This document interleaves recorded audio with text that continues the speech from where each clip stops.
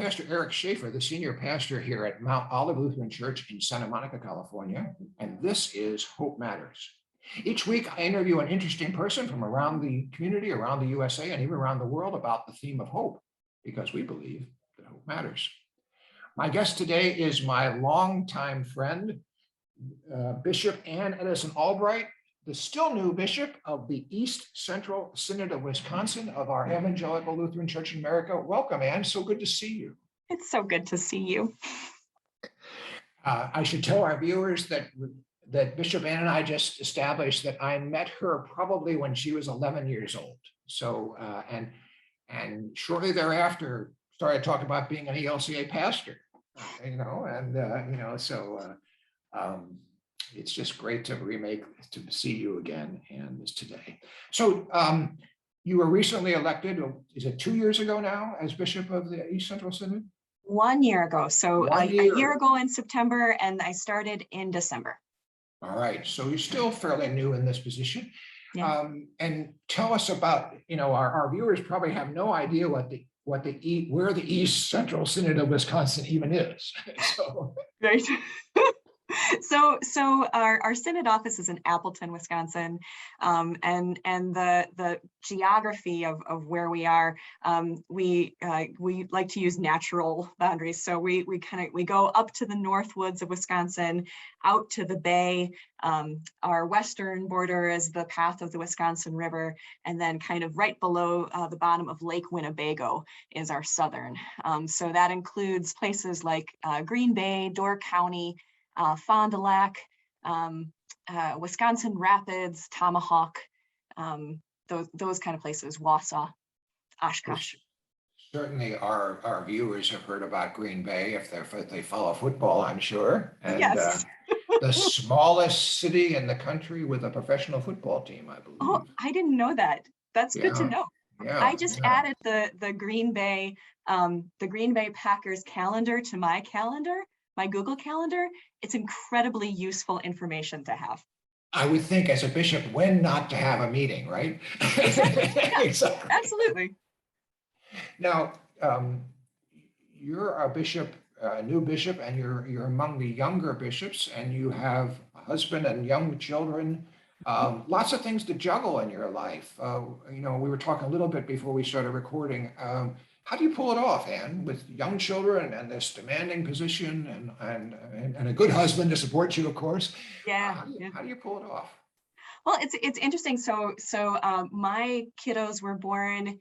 My oldest Walter was born about a year into my first call, and then they very much both of them have always experienced me as a pastor. So when they were very little, I was in my first call, and then my second call was at Luther College, which is also a different kind of specialized ministry, and also a very demanding schedule in different ways. And so the kids have always known me in this role. And much like I experienced with my mom when she started working for the ELCA churchwide organization when I was 7, I think they've had the experience of my work, seeing how my work is just a blessing, a blessing and a joy for our family and the community, and it's something where I am able to blossom and express myself, and that gives them joy too. And I love the ways, and I'm really looking forward. The pandemic has made this a little hard to incorporate them as much as I'd like to, so that they can come with me to things. But I'm really looking forward to them being able to come with me to meet people. That was something I always really appreciated is when I was growing up with parents who worked at the churchwide organization, was I got to meet the church, all of these people. I got to go to triennial conventions. I got to, to really to be out there and experience things and learn and grow in faith from a very early age.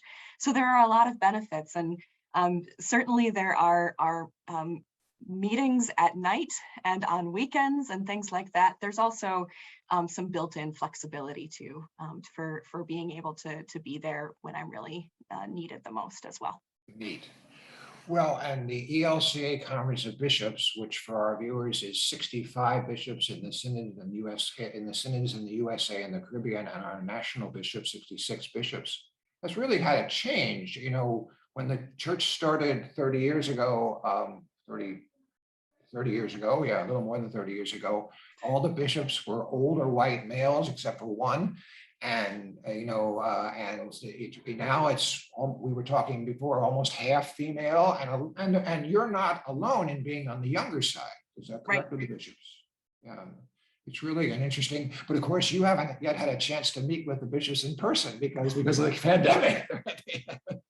And that's hard. It's hard. Yeah, we've the bishops who were elected in 2020 and also the 2021, I'm sure too, but certainly our 2020 bishops, we tried so hard to not call ourselves the COVID bishops.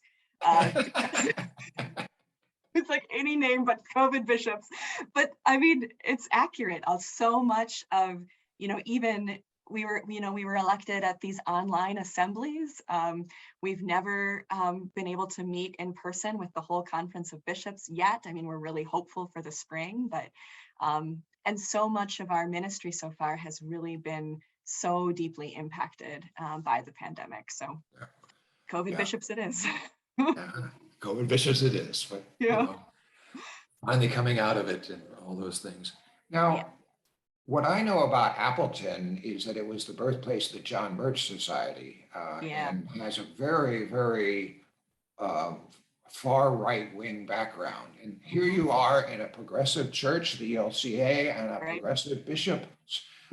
What's it like? I mean, how do you? I mean, you're getting your feet wet now on this. How does it feel? Are there tensions, or how does it play out? I mean, there are certainly tensions. There are tensions all over the ELCA and, all over the country as the polarization that existed pre-pandemic has really, I think, been heightened. And that, to think that wouldn't impact us when we're at church. I mean, of course it does. Of course it does. One of the things that I take comfort in is that when I was elected bishop, folks knew, about who I am, and so it should not be a surprise about how I interpret and also live out the gospel and embody things, right? But it is nonetheless, I think, surprising for folks. And what I've been really heartened by, everywhere I go, there are people who are really so surprised that I'm bishop. I think because I'm young and because I'm a woman.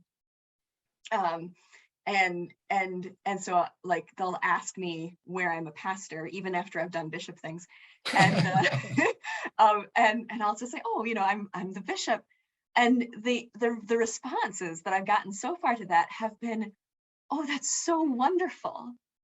That's so wonderful. And one person said, she kind of paused for a second and tears came into her eyes. And she said, I'm just thinking about my mother and what she would say right now. And I think she would be so surprised and so glad. There it is. Yeah. There it is. Can't do better than that, Ann. I can't do better than that. It just, oh, my heart. So as you are experiencing being bishop and getting acquainted with the area and all those things, where do you find hope in your life and in your ministry at this in 2021? Yeah, I find hope in the resurrection. So maybe you, Pastor, have more sermons than I do, but I feel like I have maybe 3 sermons.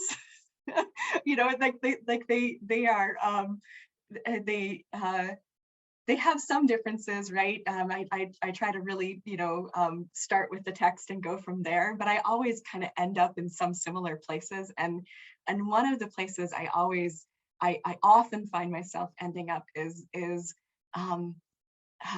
that our hope is not a superficial hope, because hope in the resurrection, hope in Jesus, is hope that is well acquainted, that knows death, and death in all its forms, right? So death on the cross, right? So death, but also everything in life that is death dealing.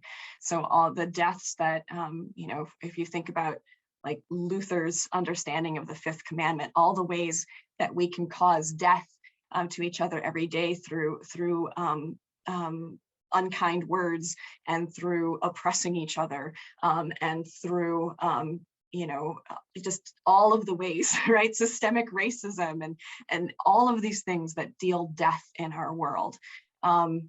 That we have a God that knows this, that knows this, has been incarnate, experienced this, and that death is not the end of the story, right? So it's not a hope that pretends that none of that exists. It's a hope that knows that and yet persists anyway. And that's helpful, because there's just a lot right now. Yeah. Yeah, that's very helpful. Thank you, Ann. I really appreciate that. And thank you for being with us today on Hope Matters. I really appreciate a chance. I'm always, as we said, we spoke before we started to record today to our viewers, and Bishop Ann and I haven't seen each other since her wedding some 15 years ago. So it's just good to see you today and be glad. And please greet your parents for me and your fine husband too. Right? I will. Thank you so much for this time and for being my mentor. Thank you. Well, you're welcome. I take that as a wonderful compliment. Thank you. This has been Hope Matters, a production of Mount Olive Lutheran Church here in Santa Monica, California. Each week we talk to an interesting person about the theme of hope. Today our guest has been the Reverend Ann Edison Albright, Bishop of the East Central Synod of Wisconsin of our Evangelical Lutheran Church in America, and my friend for some 30 years. So it's just so wonderful you're with us today. Thank you. Thank you. Tune in again next week for Hope Matters. Every Wednesday we bring you a new interview on the theme of hope, because we believe that hope matters, and we believe in a God of hope.